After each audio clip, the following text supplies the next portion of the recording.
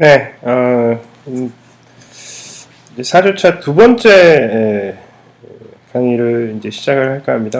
이번에는 그 다이버전스랑 이제 플럭스라고 하는 것에 대해서 강의를 하려고 합니다. 우선 플럭스라고 하는 말은 사실은 이제 그 뒤에 사실 정의가 돼야 됩니다만, 다이버전스를 설명함에 있어서 저희가 플럭스에 기반한 어프로치를 설명을 하려고 하거든요. 그래서 이제 우선은 이제 플럭스라는 것을 우선 설명을 한 다음에 그것으로부터 어떻게 이 다이버전스라고 하는 것이 이제 의미를 부여받을 수 있는지에 대해서 이제 설명을 하려고 합니다. 우선 다이버전스의 정의를 보시면 이제 조금 말이 어려운데요. 어떤 우리가 부피를 가진 이제 상자를 생각을 하고요. 그 부피를 가진 상자가 이제 6개의 면을 가지잖아요. 정육면체니까 우리가 정육면체를 생각하는데 그 정육면체에 6개의 면이 있을 건데요. 그 6개의 면 각각의 플럭스라는 것을 계산한 것을 우리가 토탈 플럭스라고 하겠습니다. 각각 6개의 면에서의 벡터장의 플럭스를 계산한 것을 토탈 플럭스라고 하는데, 그 토탈 플럭스를 그 정육면체의 볼륨으로 나눈 그것의 극한, 왜냐하면 볼륨이 점점 작아질 때요, 이게 점점 작은 볼륨을 생각할 때 굉장히 작은 극소의 델타 X, 델타 Y, 델타 Z를 가지는 이러한 이제 델타 X도 0으로 가고 델타 Y도 0으로 가고 델타 Z도 0으로 가는 이러한 상황에서 이 토탈 플럭스를 이 토탈 볼륨으로 나눈 이 값이 어느 극한으로 가는지, 그 극한으로서 우리가 이 다이버전스를 정의를 하게 됩니다. 그러면 이제 그 플럭스라고 한 토탈 플럭스는 뭐냐? 그것은 이제 다시 한번 이제 우리가 유체와 생각을 해야 될 텐데요. 그래서 이제 우리의 벡터장은 이제 유체의 속도를 나타내는 그러한 벡터장이라고 생각을 해요. 그러면 유체가 이렇게 밖으로 움직이면서 이제 만약에 이 팽창을 한다면은, 부피가 팽창을 한다면은, 그죠? 팽창을 한다는 얘기는 무슨 얘기냐면, 이게 점점 부풀어 오르는 풍선 같은 걸 생각을 하면, 여러분이 이제 풍선에 바람을 막 불면은, 그죠? 그 풍선이 부풀어 오르잖아요. 그래서 그것은 이제 처음에는 작은 풍선이 이제 여러분이 불어넣은 그죠? 유체가 이렇게 속도를 가지면서 이 주변 바깥으로 이렇게 팽창을 하는 그러한 이제 이 원리 때문에 이게 팽창을 하게 되는, 이 부피가 점점 커지게 되는 거거든요. 우리는 그래서 이 원래 상태에서 어떤 시간만큼의 이 부피가 커진 것은 그 유체가 그만큼 이렇게 흘렀기 때문에, 그 유체가 어떤 그 방향으로 흘러갔기 때문에 그 변화가 일어났다고 보기 때문에, 근본 원인을 그 유체가 그 팽창을 일으킨 원인인 그 근본 벡터장이 행한, 그죠? 부피 팽창을 계산을 해서 그것의 부피 팽창, 순간적인 부피 팽창률을 계산을 하려고 하는 거죠. 그 단위 부피당 얼마만큼 팽창을 하는지에 대해서, 그 팽창의 어떤 거는 이게 그죠? 물을 수압을 높여가지고 압력을 높이면은, 그죠? 이 속도가 점점 빠르게 물이 튀어나오게 되면, 그죠? 점점 단위 시간당 부피가 굉장히 빨리 팽창할 거예요. 그런 경우랑, 그 다음에 물이 천천히 이렇게 분수 같은 데서 쏟아져 나와가지고, 천천히 부풀어 오르게 되면은, 그죠? 우리는 당연히, 그것은 좀 천천히 부풀어 오른다. 이런 것을 양적으로 우리가 천천히 부풀어 오른 거고 빨리 급속히 부풀어 오른다는 것을 숫자 스케일로, 그죠? 1이다, 2다, 3이다 이런 숫자로서 그것의 팽창을 우리가 구분하고 싶기 때문에 이러한 다이버전스라고 하는 양을 생각하게 된 겁니다. 그래서 실제로 부피를 팽창시키는 일을 하는 것은 유체의 흐름에 의해서 일어난 거기 때문에 우리가 단위 시간당 어느 정도의 유체가 빨리 흘렀는지를 계산을 하면 되겠죠.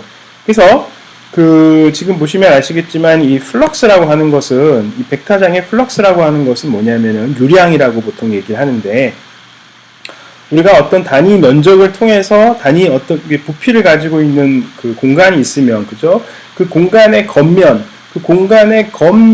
통과하는 유체의 양을 생각을 해보는 거예요. 그죠? 통과하면은 그 시간당 걔가 속도가 빠르다면은 단위 시간당 그만큼 많은 유체의 양이 흘렀기 때문에 그 팽창한 부피를 어느 정도 계산을 해주게 되면 우리가 그것을 비교할 수 있다. 어떤 건 천천히 가고 어떤 건 느리게 간다. 그래서 이것을 속도라고 생각을 해보시면 이게 어떤 표면이 S라는 이제 표면을 통해서 그죠? S라는 표면을 통해서 이제 어떤 이런 S라는 우리가 표면을 통해서 그죠? 이런 표면을 통해서 유체가 만약에 이런 식으로 이동을 했다면 이 정도의 그죠? 이 정도의 팽창이 일어나게 되는 거죠. 그래서 이 방향으로의 팽창을 계산을 해야 됩니다. 이 방향으로 팽창을 계산해야 되기 때문에 유체의 속도에다가 그죠? 유체의 속도에다가 이 옆으로 퍼지는 건 아무 의미가 없잖아요. 일로 흐르는 건 아무 의미가 없어요. 그죠? 유체의 팽창에 기여하지 않습니다. 이 S라는 면적의 수직하는 방향, 그죠? 이 수직하는 방향, 이 수직하는 방향의 성분만이 이 부피를 팽창시키는데 실제 효과를 발휘하는 거예요. 그래서 이것을 성분을 이 팽창시키는 성분을 추출해서 그것에다가 이 단위 면적 이만큼의 이게 높이가 되는 거예요. 그죠? 이게 높이가 되는 거예요. 높이가 되고 이만큼의 높이가 되는 거예요. 그다음에 이 면적을 그죠? 이 면적을 곱해야지만 면적을 곱하면은 어때요? 이게 부피가 되는 거예요. 유량이 되는 거예요. 그죠? 근데 이게 속도니까 어떤 델타 t만큼 갔을 텐데 그것을 다시 시간 타임레이트를 우리가 구하는 거예요. 단위 시간당 얼만큼 이렇게 가는 거니까 이 시간을 이렇게 빼주면 이것이 바로 이 플럭스라고 하는 거예요.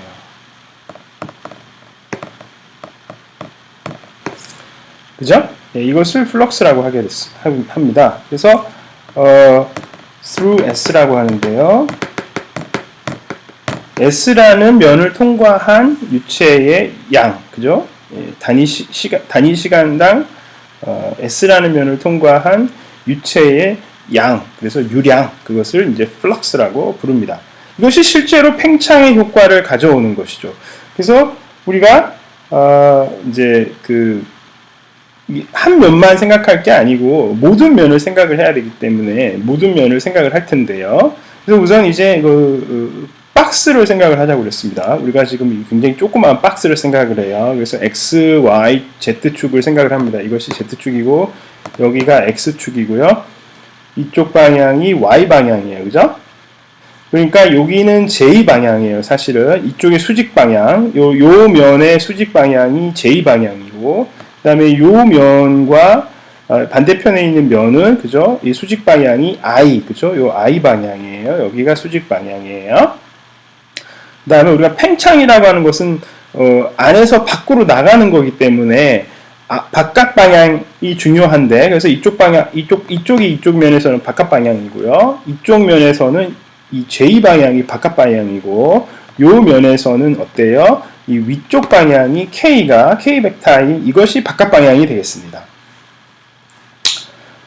근데 또 반대로 요쪽 면 그러니까 요 면에서는 바깥 방향이 어디예요? 여기가 아니라 이쪽 마이너스 i가 바깥 방향이 되고요. 반대로 마찬가지로 여기서도 바깥 방향은 어때요? 마이너스 i 그죠? 마이너스 j입니다. 잘못했네요. 여기서는 마이너스 j가 방향이고요.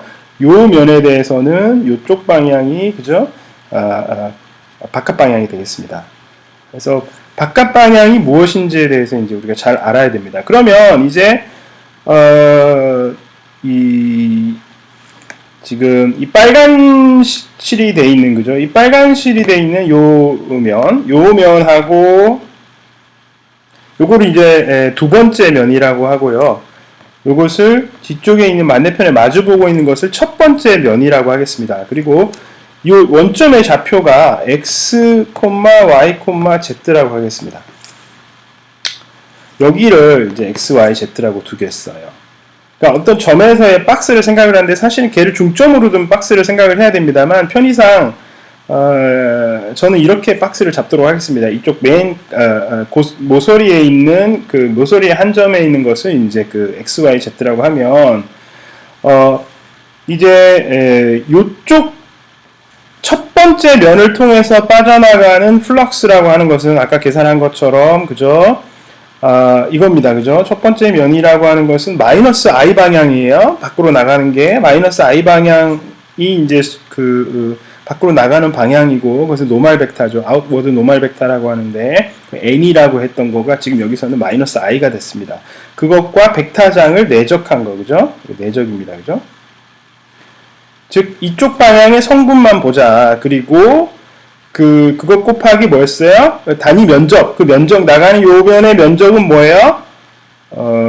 이게 이 높이가 델타 z고요. 그 다음에 요 길이가 델타 y에 해당하니까 그죠? 델타 y 곱하기 델타 z. 여기가 s에 해당하는 거예요. 이게 이제 첫 번째 면을 통해서 밖으로 빠져나가는 양이고요. 그 다음에 두 번째 항이 뭐예요? 요 두 번째 면을 통해서 빠져나가는 플럭스를 계산한 것이 이거예요. 그래서 첫 번째와 두 번째를 통과하는 플럭스만 생각을 해보면, 얘를 계산해보면은, 요게 F라고 하는 거는 F1, F2, F3라는 성분으로 이루어졌는데, 그것의 I번째 성분, I번째 내적하게 되면 첫 번째 성분이 나오잖아요. 그래서 F1이 나옵니다. 그래서 여기 보면, 마이너스 F1이 여기로부터 왔어요.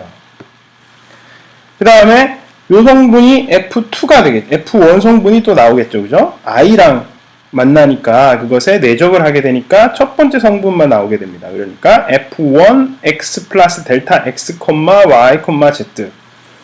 예, 그게 나오는 거죠. 왜냐면은 요 점에서의 플럭스 대신에 지금 요쪽에서의 생각을 해보면은 요 점에서 나가는 걸 기준으로 해보면은 여기서는 이게 X보다 델타 X만큼 늘어난 X보다 델타 X점이잖아요. 그래서 위치가 여기서는 기준점이 X 플러스 델타 X, 그죠?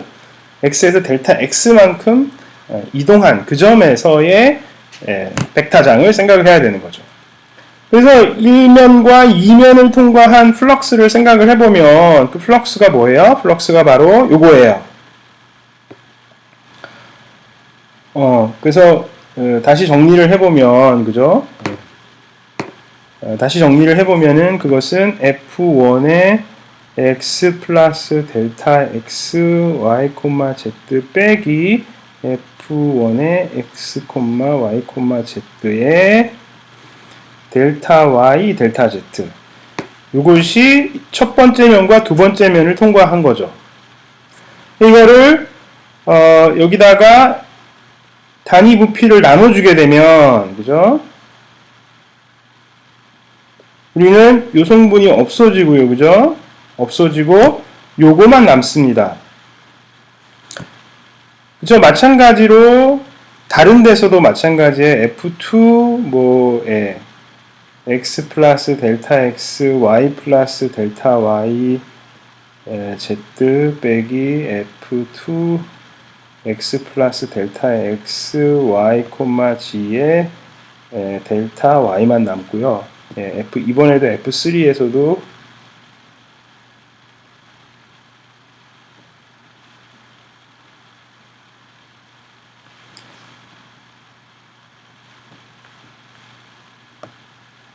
이것이 델타 G만 나왔습니다. 이 경우에 델타 X가 0으로 가고 델타 Y가 0으로 가고 델타 Z가 0으로 가게 되면 얘는 어떻게 돼요? 얘는 F1의 X에 대한 편미분으로 수렴하겠죠. 그죠? 그 다음에 이것은 F2의 Y에 대한 편미분으로 수렴하겠죠. 이게 X니까요. F2의 Y에 대한 편미분으로 수렴할 거고. 마지막은 F3의 Z에 대한 편미분으로 우리가 수렴할 겁니다. 이것이 바로 우리가 아까 이제 다이버전스를 정의했잖아요. 즉 정육면체의 모양에서 그 토탈 플럭스를 정육면체의 부피로 나눈 값에 그 부피가 0으로 갈 때의 극한. 예. 그러니까 그것이 본질적으로 단위 부피당 그것의 순간적인 팽창률을 우리가 알 수 있는 거예요. 그래서 순간 팽창률이 크다는 얘기는 그 짧은 시간이 흘렀을 때 그만큼 빨리 부풀어 오를 것이고, 순간 팽창률이 작은 것은 그만큼 작게 부풀어 오를 것이다, 이런 거죠. 그래서 다이버전스가 크면 클수록 순간적으로 빨리 부풀어 오른다는 것을 의미하는 거예요. 그래서 이것이 부피의 팽창률을 우리가 생각하는 것이다. 그래서 부피의 팽창률이라고 하는 것은 사실은 이제 원래 어떤 부피를 가진 물체가 시간이 흘렀을 때 이만큼 커지면 그것의 부피를 비교를 해서, 그죠? 이 원래 부피에서 얼마만큼의 부피가 커졌는지 그 비율 값을, 그죠? 고려해서 그것을 생각을 하는 게 이제 부피 팽창률이 되겠습니다. 그 식도, 그 식을 생각하는 게 이제 바로 이 다이버전스 앤 플럭스의 가운데 나와 있는, 그죠?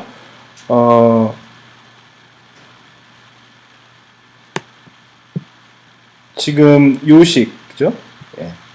요 식이 설명하는 게 뭐겠어요? 요 식이 바로 부피 팽창률이 바로 다이버전스다. 그 벡터장의 다이버전스라는 것은 그 벡터장에 의해서 그 D라고 하는 영역이 얼마만큼 팽창하는지에 대한 계산을 한 것이다, 이렇게 나와 있습니다. 이 두 가지 정의는 동치인데요. 그 두 가지 정치, 지금 제가 이제 플럭스를 통해서 계산한 거랑 이 지금 부피 팽창률하고 같다는 걸 보이는 게 뭐냐면 소위 말하는 다이버전스 정리예요. 그것은 발산 정리라고 하는 것은 이제 그 플럭스, 이 다이버전스라는 거를 다 더하면 어떻게 되느냐? 그걸 다 더하면은 그것은 바로 부피의 팽창률을 생각하는 것과 같다, 이렇게 우리가 알 수 있는 거예요. 그래서 나중에 이제 다이버전스 정리를 얘기를 할 때 다시 이 부분에 대해서 우리가 돌아와서 생각을 하겠습니다. 무슨 얘기냐면은 이 전체 부피의 순간 팽창률을 다 곱하게 되면은 부피에 대해서 그것은 이 플럭스가 어떻게 해서 커졌는지를 보는 거와 똑같다, 이런 얘기가 되는 거거든요. 그래서 이 두 동치가, 이 두 개의 명제가, 두 개의 정의가 서로 다르지 않다는 것을 여러분들이 이제 생각을 하시면 되겠고요. 다이버전스는 이제 간단하게 정리를 하면 다이버전스 F는 우리가 나블라라고 하는 것은 이 그레디언트 벡터는 뭐였어요? 우리가 벡터 취급을 하게 되면은 파샬 X, 파샬 Y, 파샬 Z에 해당하는 벡터다, 이렇게 볼 수 있었잖아요. 그래서 그것과 F1, F2, F3를 내적한 것과 마치 똑같아 보입니다. 그래서 이것을 F1을 X에 대해서 편미분한 거 더하기, F2를 Y에 대해서 편미분한 거 더하기, F3를 Z에 대해서 편미분한 거, 이거를 더한 거예요. 다시 한번 강조하지만 정6면체에서 모든 면을 통해서 빠져나가는 토탈 플럭스를 이 단위식 부피로 나눈 그 값의 극한이죠, 그죠? 예. 그래서 얼마나 팽창하고 있는지를 뜻하는 겁니다. 그래서 실제로 만약에 유체가 뱅글뱅글 돌기만 하고 밖으로 나가는 그러한 이제 어떤 우리가 영역을 생각을 할 때 그 영역에서 유체가 빙글빙글 돌기만 하고요, 그죠? 밖으로 나가는 이러한 양이 없다면 그것의 다이버전스는 반드시 0이 돼야 되겠습니다. 그래서 실제로 그 우리가 회전장이라고 배운 F를 yi-xj라고 하게 되면 이건 회전 성분만 있는 거예요. 우리가 이제 회전을 검출하는 거는 우리가 컬이라는 것을 통해서 우리가 봤잖아요. 그래서 이 F는 어때요? 컬이라는 이 XY 평면 위에서의 회전 성분을 검출을 해주는 거예요. 그죠? 그래서 얘는 컬은 0이 아닌 반면에 F라고 하는 요것은 컴프레셔블, 즉 말하자면은 이게 팽창이 일어나지 않는 그런 벡터장이에요. 그래서 F를 다이버전스 계산해보면 당연히 0이 나옵니다. 이건 그림으로도 또 확인할 수 있는 부분이고요. 그 다음에 또 정리로서 중요한 부분이 바로 컬을 어떤 주어진 벡터장에 컬을 하게 되면 뭐라는 거예요? 그 벡터장의 회전 성분을 뜻하는 건데, 회전만 하게 되면 어떤다고요?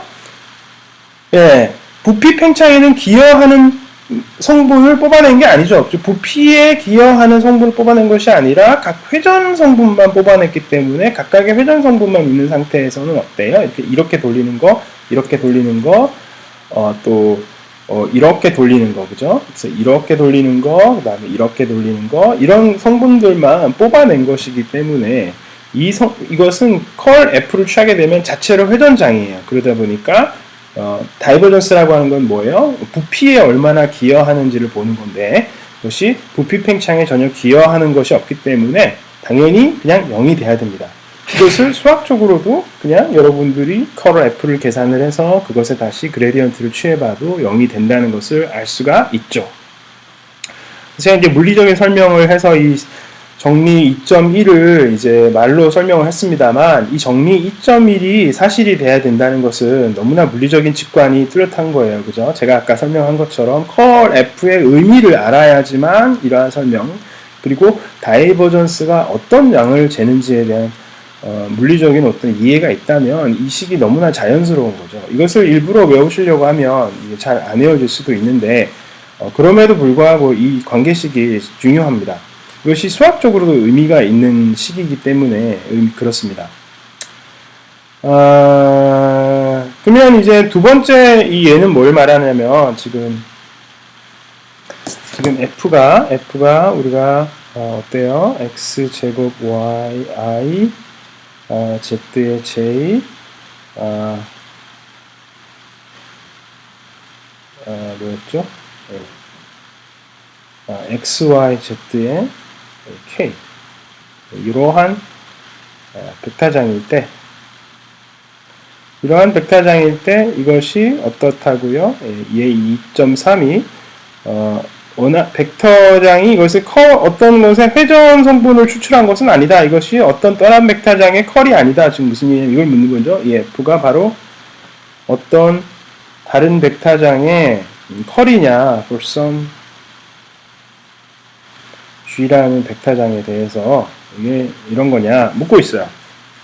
그래서 만약에 그렇다면 yes라면 우리 시오렘 정리 2.1이 의미하는 게 뭐예요? 정리 2.1이 의미하는 것은 이것은 yes라면 다이버전스 F를 하게 되면 이것이 0이 나와야 되는 거죠. 그런데 실제로 다이버전스를 계산해 보면 이 성분에 대한 x에 대한 편미분은 뭐예요? 2xy가 되겠고요. 요것의 y에 대한 편미분은 y 성분이 없으니까 0.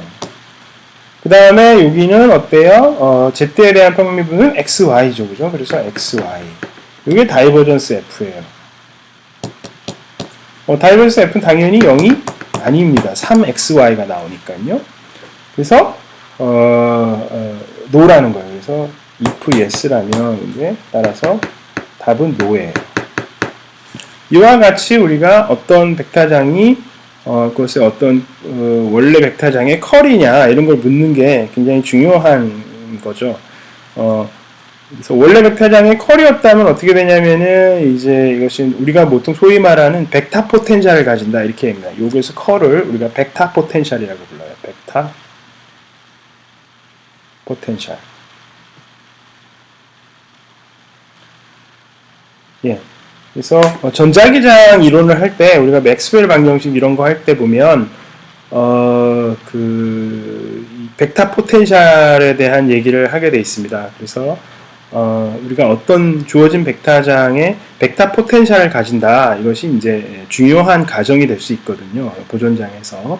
그래서 이런 식의 수학적인 퀘스천이 물리적으로도 굉장히 의미가 있는 퀘스천이라는 것을 이제 제가 강조를 합니다. 그래서 이런 종류의 이제 질문들을 이제 답할 수 있어야 된다는 거고요. 이제 그래서 배운 내용을 잘 정리를 해보면은 이와 밑에 이제 이와 같은 이제 관계식을 우리가 나름대로 생각을 해볼 수 있습니다. 지금까지 그 여러 가지 이제 소위 말하는 미분에 대한 개념이 나왔습니다. 제일 첫 번째로 만났던 이제 미분, 그러니까 다변수 함수를 다룰 때는 그죠? 우리가 편미분이라고 하는 걸 만났었고, 그 편미분에 해당하는 이제 이게 이제 뭐 x 성분에 대한 미분, y 성분에 대한 미분, z 성분에 대한 미분 이런 것들을 다 함께 고려해야 되기 때문에 제일 처음에 만났던 일종의 미분은 이쪽에 왼쪽에 f가 스칼라의 함수였을 때 그것이 벡터장으로 변하게 돼요. 그죠? 그레디언트를 취하게 되면 그레디언트 벡터 필드가 돼요. 그죠? 그래서 여기 그레디언트 벡터 필드가 됐는데 거기서 다시 컬이라고 하는 거를 취하게 되면 어떻게 돼요? 컬에다가 그레디언트 f를 취하게 되면 요거는 0이라고 배웠죠. 예, 요거는 0이 됩니다.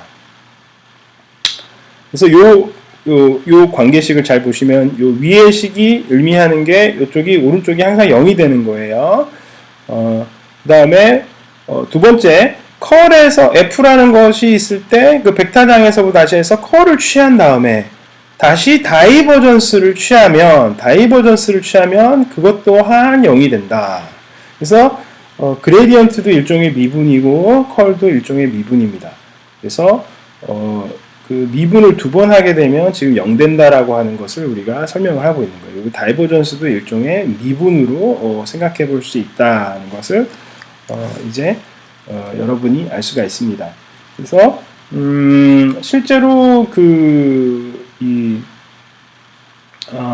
이러한 식이 의미하는 바는 또 나중에 이제 여러분들이 이제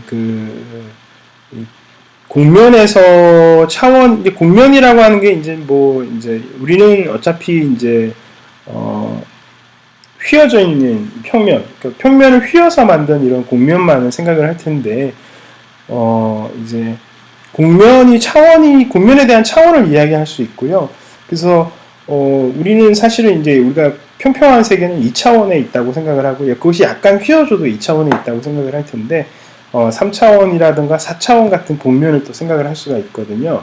그런 것 또한 이제 우리가 확장을 했을 때, 그래서 이렇게 우리가 소위 말하는 공면의 차원, 디멘전이라고 하는 것을 생각을 할 텐데, 차원이 매우 높아진 상황에서, 이런 그레디언트니 컬이니, 다이버전스에 해당하는 미분을 생각을 해보면, 그것도 두 번 하게 되면 0이 된다. 이런 것을 우리가 이제 알 수 있습니다. 그래서 이제 이 기본적인 사실과 이러한 것으로부터 우리가, 이제 훨씬 더 일반적인 수학적인 대상에 대해서도 우리가 미분이라는 것을 적용할 수 있게 되는 거죠. 그래서 어떤 공간을 공부하는 데 있어서 그 공간에 살고 있는 함수들을 생각을 하고 그리고 그 공간에 있는 함수들이 가진 성질을 보기 위해서 그것을 미분하는 이러한 행위를 통해서 어떤 그 공간에 대한 정보를 얻겠다 하는 것이 이제 소위 말하는 이제 미분기하라는 과목이 되겠습니다. 그래서 미분기하라고 하는 것은 이제 우리 4학년 수학과 학생들은 또 4학년이 되나요? 예, 지금은 이제 4학년인데 4학년이 되어서 또 이 벡터 캘큘러스에서 배웠던 이러한 지식들이 또 중요한 역할을 해서 이제 앞으로 또 이 공간에 대한 정보를 얻기 위해서 우리가 여러 가지 도구를 활용해서 공간에 대한 정보를 얻을 텐데 기본적으로는 그 공간 위에서 정의되어져 있는 함수들의 미분을 해서 그러한 함수들의 성질로부터 공간에 대한 정보를 얻겠다. 이런 것이 이제 바로 미분에 해당합니다. 그러니까 공간에 대한 함수는 그러니까 스칼라별로도 함수일 수도 있고 아까 말씀드린 것처럼 공간에서 정의된 벡터장일 수도 있게 되는 거죠. 그래서 이러한 공간에서 정의되어져 있는 그러한 함수들을 가지고 우리가 미분을 했을 때 많은 이제 일이 일어난다는 것을 이제 배우게 될 겁니다. 이것은 이제 그래서 벡터 해석학이라고 하는 것은 벡터 캘큘러스는 앞으로의 일을 준비하는 그러한 구체적인 예들을 제시한다는 점에서도 굉장히 중요합니다. 그래서 여러분들이 제가 2시간에 걸쳐서 설명한 것처럼 그 컬과 다이버전스의 어떤 물리적인 의미가 무엇인지에 대해서 반드시 숙지를 하고 앞으로의 과목에 대비를 해야 되겠습니다. 오늘 요번 그 과목은 상대적으로 연습 문제가 적고 또 쉬운 연습 문제들이어서 여러분들이 상대적으로 수월하게 숙제를 해결할 수 있을 거라고 생각이 듭니다. 네, 강의는 오늘은 여기까지 하도록 하겠습니다.